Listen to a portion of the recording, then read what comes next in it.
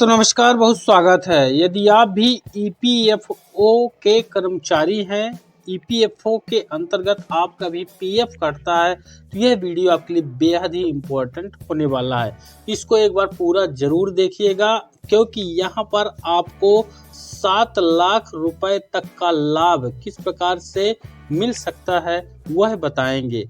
EPFO के अंतर्गत ऐसी योजनाएं हैं जिनका जो कर्मचारी ईपीएफओ से संबंधित है, प्राइवेट सेक्टर के कर्मचारियों को ईपीएफओ के माध्यम से कई तरह के योजनाओं में लाभ दिलाए जाते हैं, लेकिन कर्मचारी न जानकारी के अभाव में इन योजनाओं का लाभ नहीं ले पाते हैं। एक ऐसी ही योजना के बारे में इस वीडियो में बताएंगे। ईपीएफओ की एक महत्वपूर्ण योजना है ईडीएलआई। इसके बारे में आप अच्छे से देख लीजिएगा। इन कर्मचारियों को अब बड़ा लाभ मिलने वाला है। तो यहाँ पर हम बात कर रहे हैं ईपीएफओ की महत्वपूर्ण स्कीम के बारे में। अगर 15,000 रुपये तक की सैलरी पाने वाले, आपकी सैलरी 15,000 रुपये है, तो इसको ईपीएफओ कर्मचारियों को अब बड़ा लाभ इस योजना में मिलेगा। इस योजना में आपका कोई भी यहाँ पर अलग से चार्ज नहीं लगता है, और जो आपका पीएफ वगैरह कटता है उसी के तहत इस योजना में आपको लाभ मिल जाएंगे। ईपीएफओ की जो ये स्कीम है, इसके बारे में आप विस्तार से समझिएगा।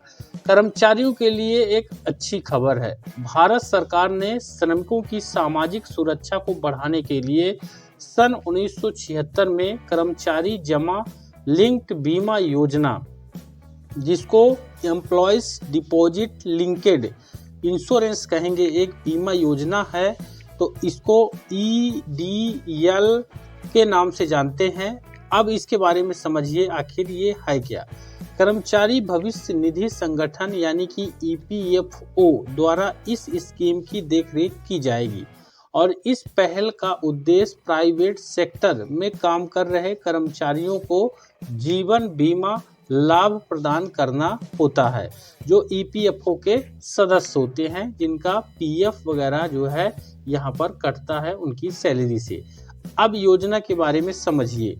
ईडीएलआई योजना आखिरकार है क्या। यह योजना स्थापित नियमों के अनुसार ईपीएफओ शेयर धारक कर्मचारियों के लिए बिना किसी लागत के क्रियान्वित की जाती है। यहाँ पर देख सकते हैं, आपका कोई भी लागत नहीं लगेगा।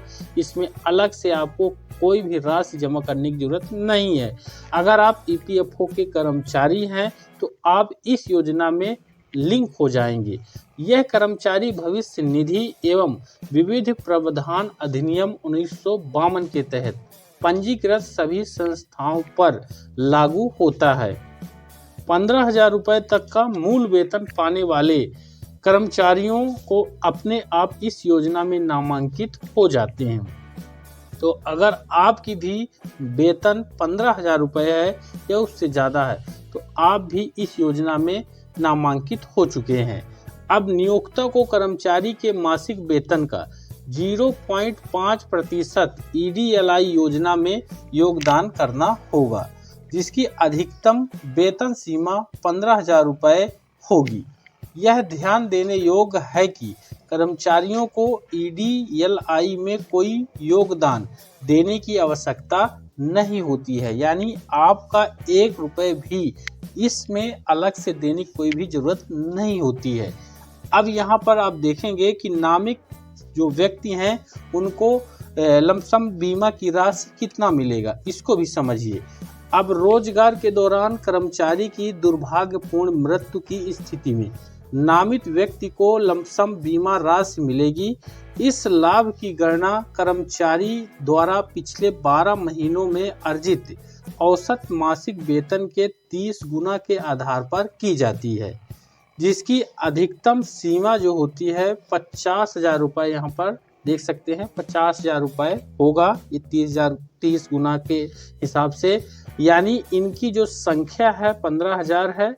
और मिनिमम गारंटी का जो लाभ होता है इस बीमा में, जो कर्मचारी की दुर्भाग्यपूर्ण मृत्यु होने पर उनके जो आश्रित लोग हैं उनको मिनिमम अमाउंट 2.5 लाख रुपए, जबकि मैक्सिमम लाभ मासिक वेतन सीमा के अधीन 7 लाख रुपए तक पहुंच सकता है।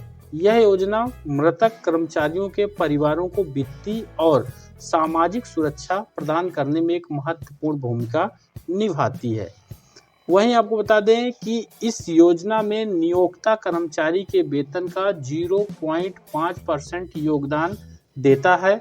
हालांकि यदि बेहतर बीमा पॉलिसी उपलब्ध है तो नियोक्ता के पास अपने कर्मचारियों के लिए समूह जीवन बीमा योजना यानी ग्रुप लाइफ इंश्योरेंस प्लान की पेशकश करने का ऑप्शन होता है, जो ईडीएलआई योजना के बराबर या उससे अधिक कवरेज आपको दे सकती है। लेकिन ईडीएलआई योजना के फायदे देखिए। कर्मचारी की मृत्यु होने पर नामित या उत्तराधिकारी को बीमा भुगतान प्राप्त होगा, यानी 2.5 लाख से 7 लाख के बीच की राशि। इस योजना को शुरू करने के लिए आवश्यक दस्तावेजों के साथ क्लेम फॉर्म ईपीएफओ को प्रस्तुत करना होगा। वहीं क्लेम अमाउंट सीधे नामांकित व्यक्ति के बैंक खाते में जमा कर दी जाएगी, जो क्लेम होने पर राशि मिलेगी।